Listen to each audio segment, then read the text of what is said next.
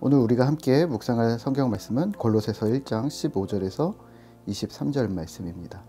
골로새서 1장 15절에서 23절 말씀입니다. 오늘은 22절과 23절을 읽어드리겠습니다.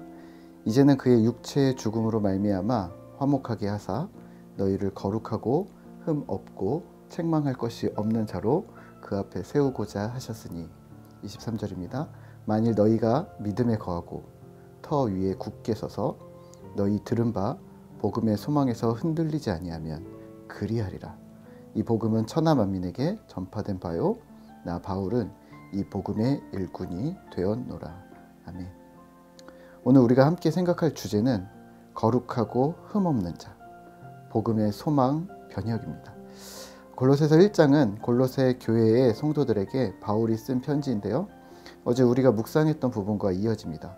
바울이 골로새 성도들을 향해 기도하기를, 첫 번째, 하나님의 뜻을 더 깊이 알게 해주십시오. 두 번째, 주의 뜻에 합당한 삶을 살아가는 제자가 되게 해주십시오. 세 번째, 그리고 말에나 일에나 연약한 우리를 주님께서 강건케 해주셔야 합니다. 우리의 힘이 아닌 주님 주시는 힘으로 감당하게 도와주십시오 라고 기도했다고 우리가 함께 나누었었습니다.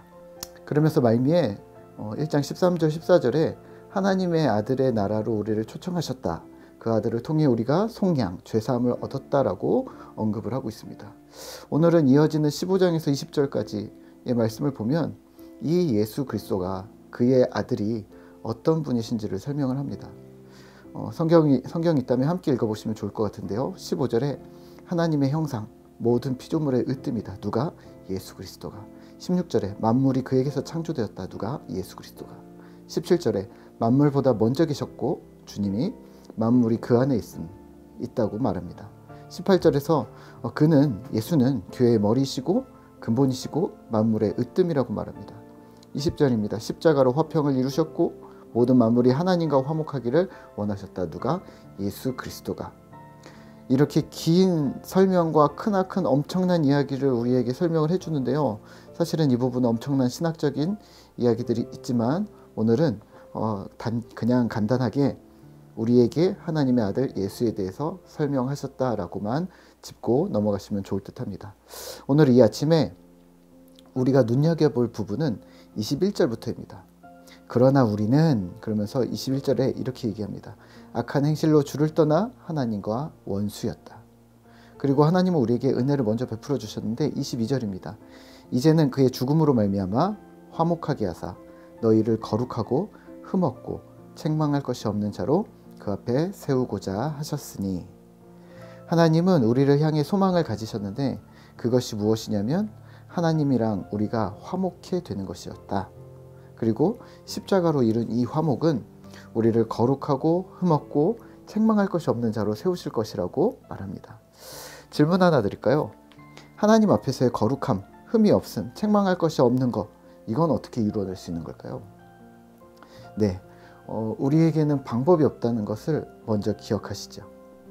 하나님 편에서 먼저 손 내밀어 주시지 않으시면 불가한 일이 우리에게 일어났다는 말입니다. 십자가 사건의 가장 중요한 포인트는 인간과 하나님과의 화목입니다. 하나님과의 화목, 하나님과의 평화로 인해 우리에게 열려진 것은 거룩하고 흠없고 책망할 것이 없는 자로 세워지는 엄청난 약속이라는 것, 이것을 우리가 믿어지실까요? 어떤 인간이 하나님 앞에 온전히 거룩할 수 있을까요? 어떤 피조물이 창조주 앞에 흠이 없을 수 있을까요?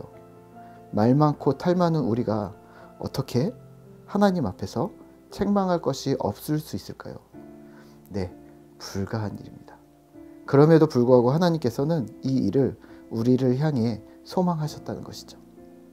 그렇다면 과연 이게 어떻게 가능할까요? 23절입니다. 만일 너희가 믿음에 거하고 터 위에 굳게 서서 너희 들은 바 복음의 소망에서 흔들리지 아니하면 그리하리라. 그렇게 되리라. 어떻게 가능하다고요? 너희가 믿음에 거하고 터 위에 굳게 서서 너희가 들은 복음의 소망에서 흔들리지 아니하면, 키워드는 복음의 소망입니다. 복음의 소망에서 흔들리지 아니하면 방금 설명한 것처럼 너희가 그리하리라. 거룩하고 흠없고 책망할 것이 없는 자로 세우려고 하는데 복음의 소망에서 흔들리지 않으면 그리하리라. 그러면 우리가 할 일은 조금 더 명확해집니다. 거룩하고 흠없고 책망할 것이 없는 자가 되는 것은 바로 믿음에 거하는 것, 그 터 위에서 복음의 소망이 흔들리지 않는 것이라고 보시면 될 것 같습니다. 믿음에 거하는 것을 현재라고 보고요. 복음의 소망을 미래라고 보면 조금 더 이해가 수월해지는데요. 예수 그리스도에 대해서, 하나님에 대해서 장황하게 설명했던 것들이 사실은 우리에게 와닿지 않는 머나먼 일처럼 느껴질 수도 있지만, 미래에 우리에게 이루어질 소망에 관한 이야기를 하는 것이었다면요, 믿음에 거하는 것은요, 현재 우리가 신자로서 삶을 어떻게 살아야 하는가, 지금 무엇을 향해 걸어야 하는가, 어제 기도의 두 번째 제목처럼 예수님의 비전과 가치를 따라 합당하게 살아가는 삶을 어떻게 살아갈까, 이 두 가지를 함께 고민해야 한다는 말입니다. 그런데 문제는 앞으로 2장이 등장하지만 골로새 교회에 나쁜 교사들 얼마가 들어와 교회 내에 다른 가르침을 주었다는 겁니다. 잘하고 있고 복음의 길을 잘 따르고 있었던 순수했던 골로새 교인들에게 철학과 헛된 속임수로 마음을 사로잡아 어렵게 했다는 것인데요. 자신들의 전통, 자신들의 방식 혹은 이러저러 해야 한다고 훈수 두는 것이 복음의 길을 걸어가는데 방해가 되었다는 말입니다. 저도 요즘 새로운 공동체를 준비하느라 조금 시간이 빠듯한데요. 지난 한 달 동안 선배 목사님들 또 동료 목사님들을 많이 만나서 조언도 듣고 도움도 받고 그랬었습니다. 하지만 근본에 느낀 것은 모든 사람이 교회에 대해서 각기 다른 생각을 가지고 있구나, 이런 생각을 하게 됐습니다. 같은 성경을 읽고 한 하나님을 섬기는데 이렇게 생각이 다양할 수 있나? 그리고 거기서 마음이 무너지지 않아야 했습니다. 왜냐하면 워딩이 좀 세신 분들이 있었거든요. 이런 거예요. 교회에 목양실은 있나요? 식당, 주방은 있겠죠? 교인들 밥은 먹여서 보내야지. 유아실은 있나요? 애들 떠들면 예배 방해될 텐데. 반주자는 있나요? 주일학교 있나요? 다 없다고 말씀을 드렸더니 이러시더라고요. 갈 길이 한참 머네. 무슨 말일까요? 다 준비해야지 진짜 교회를 시작하는 것이지 아직 준비가 안 됐다는 말입니다. 사실 교회 공동체를 준비하면서 우리의 군더더기를 빼는 연습, 본질에 충실하는 연습을 하고 싶어서 모두 멈춰보려고 하는 것인데요. 꼭 식당을 만들어야 할 것도 아니고 목사 사무실을 만들어야 하는 것도 아니고 새가족실이 있어야 새가족들을 케어할 수 있는 거 아니고 그래도 새가족실은 있어야 교회 얼굴인데 주일학교도 그런데 그게 과연 본질일까? 우리는 하나님께 예배하는 교회가 맞는가? 아니면 어떤 과업을 처리해야 하는 딜레마, 쳇바퀴에 빠져 있는 것은 아닐까? 멈춰보지 않으면 그것이 본질인가 아닌가 분별내기가 생각보다 쉽지 않거든요. 그리고 저는 목회자이기 때문에 신학적인 학문으로 과연 이것이 옳은가 병행하면서 본질에 대해서 계속 고민 중입니다.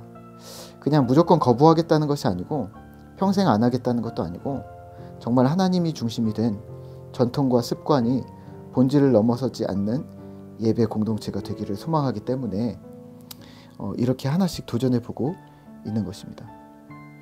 여기서 가장 중요한 것은 흔들리지 않는 것인데요. 참 어려운 일입니다. 하물며 신앙을 배워가고 자라가는 골로새 성도들에게 들어온 전통적인 방식, 세속의 방식, 혼합주의적이고 이교적인 방식에 대해서 혼란스러워하고 순식간에 그 상황에 사로잡혀 버린 성도들을 향해 사도 바울은 한마디 해야 했던 것이죠. 자, 그러면 오늘 우리는 무엇을 기억해야 할까요? 현재 믿음에 서는 것, 미래의 복음의 소망, 이 두 가지가 우리에게 함께 있음을 기억하시죠. 복음의 소망을 위해서 현재 우리는 달리고 있어야 함을, 그래서 현재 우리가 하고 있는 모든 것들에 대해 말씀으로 다시 점검해 나아가야 한다는 사실을 잊지 마시죠. 정용선 목사님의 목사 공부라는 책에서는 이렇게 말씀합니다. 총체적으로 문제가 되고 있는 현 제도의 바람직한 대안은 무엇일까? 유일하고 절대적인 대안은 없다.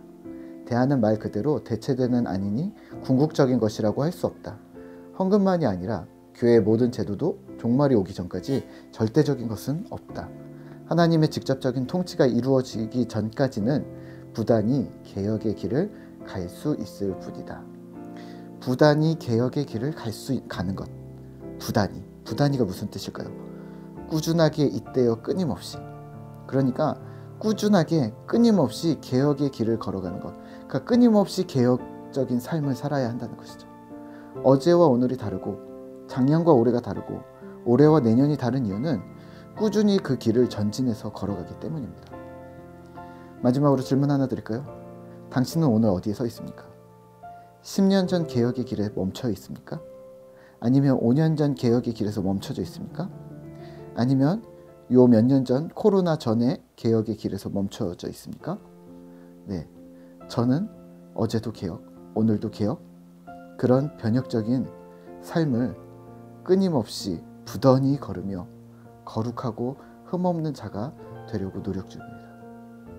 그래서 우리 모두가 동일하게 매일매일 개혁의 삶을 살고 주 앞에 서는 복음의 소망으로 흔들리지 않는 그러한 신자가 되셨으면 좋겠습니다.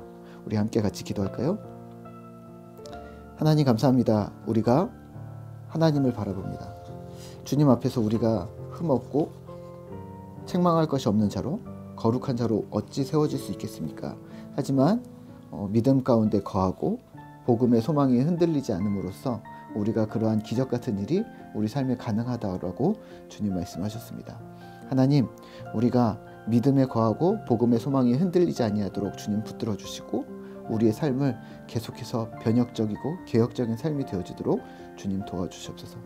매 순간의 삶의 상황들마다 매 순간에 우리의 믿음을 우리가 말씀에 비추어서 매일 바라보고 매일 점검하며 하나님께로 다시 초점을 맞추고 시선을 맞추는 그러한 신실한 주의 백성들이 되어지도록 주님 도와주시고 오늘 하루도 주님을 바라보며 말씀 안에서 우리의 삶을 변혁해 나가는 주의 백성들 되어지도록 주님 은혜를 더하여 주시옵소서. 우리 가운데 함께 하시는 주님을 기대합니다. 예수님의 이름으로 기도합니다. 아멘.